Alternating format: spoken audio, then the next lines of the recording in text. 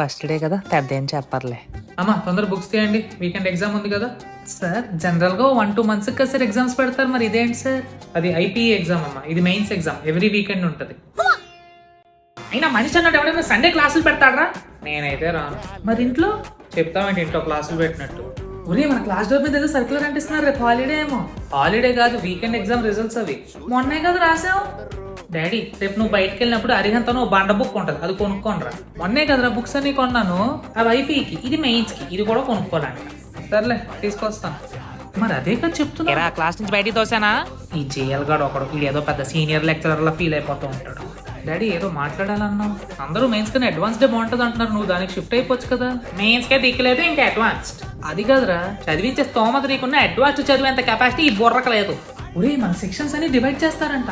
Sections divide చేయడం ఏంట్రా? మనం ఈరంతా వీకెండ్ ఎగ్జామ్స్ రాసామా, దాన్ని బేస్ చేసుకుని టాపర్స్ అందరూ ఫస్ట్ సెక్షన్, మీడియం వాళ్ళు సెకండ్, లీస్ట్ వాళ్ళు థర్డ్ సెక్షన్ అంట. మరి ఏం చేద్దాం? మాయా మన జేఎల్ నేను పిలుస్తున్నాడు. ఈడొకడు.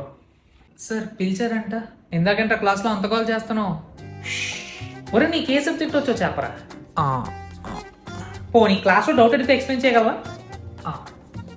మరి ఎందుకురా నీకు చదువు లేదు